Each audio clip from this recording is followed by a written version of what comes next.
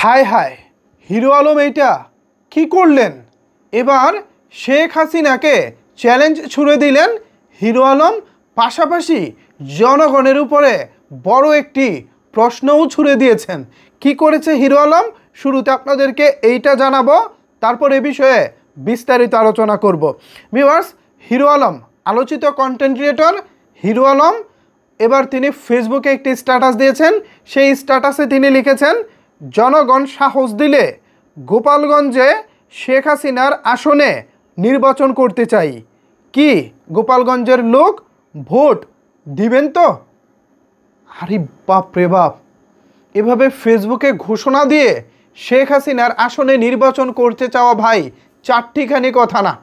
এই মুহূর্তে গোপালগঞ্জের যারা আমার এই ভিডিওটি দেখতেছেন অথবা ফেসবুকে হিরো আলমের ফেসবুক পোস্ট যারা দেখেছেন, তাদের কাছে আমি প্রশ্ন রাখতে চাই, এই হিরো আলম যদি গোপালগঞ্জে শেখ হাসিনার আসন থেকে ভোটে প্রতিদ্বন্দ্বিতা করেন, তাহলে গোপালগঞ্জবাসী আপনারা তাকে ভোট দিবেন তো? ঠিক এই প্রশ্নটি হিরো আলম আপনাদের কাছে রেখেছে। আমি ভাবতেছি ভাই, হিরো আলমের সাহস নিয়ে, ভাই রে ভাই, শুরুতে তিনি বগুড়ায় নির্বাচন করেছেন, এরপর ঢাকাতে তিনি একটি আসনে নির্বাচন করেছেন, এবার তিনি নির্বাচন করতে চান একেবারে স্বয়ং শেখ হাসিনার আসন থেকে। যদিও শেখ হাসিনা বর্তমানে বাংলাদেশের প্রেক্ষাপটে খুব একটা প্রাসঙ্গিক না।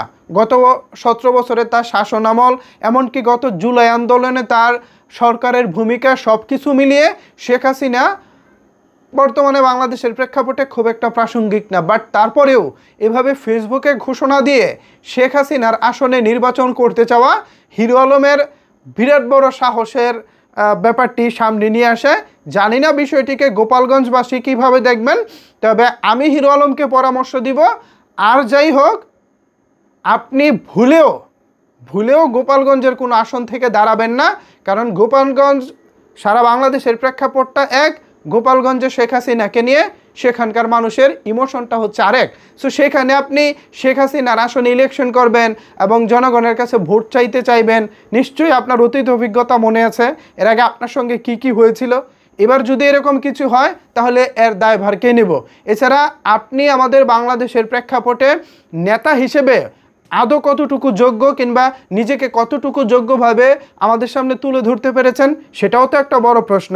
বিগত 6 মাস ধরে আপনার ব্যক্তিগত পারিবারিক কোন্দল, রিয়ামণি, হিরো আলম যেভাবে ফেসবুক, ইউটিউবে নানা রকমের নোংরামি ছড়িয়েছে, এত কিছুর পরে আপনি আবারও নির্বাচনে দাঁড়াতে চান?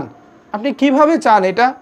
অতীতের হিরো আলম মানে আপনি যখন বগুড়াতে নির্বাচন করেছেন বা ঢাকা 10, আমি যদি ভুল না করে থাকি, সেখানে যে নির্বাচন করেছেন, সেই নির্বাচনের হিরো আলম তখনকার ইমেজ আর বর্তমান আপনার হিরো আলমের ইমেজ তো এক না। তাছাড়া আপনি মোস্ট ডেঞ্জারাস একটি আসন, সেটা হচ্ছে গোপালগঞ্জের আসন থেকে আপনি নির্বাচন করতে চান। ভাই, আমার ভাই অঙ্ক মিলতেছে না, আমার ভাই চিন্তা শক্তিও কাজ করতেছে না। আপনার যা ভালো লাগে করেন। এখন দর্শক হিসেবে আপনাদের কাছে জানতে চাই, হিরো আলম ইলেকশন করতে চান গোপালগঞ্জ থেকে, এই বিষয়টিকে আপনারা কিভাবে দেখছেন জানিয়ে দিতে পারেন আপনার মতামত নিচের কমেন্টস বক্সে। ধন্যবাদ সবাইকে এতক্ষণ আমার সাথে থাকার জন্য।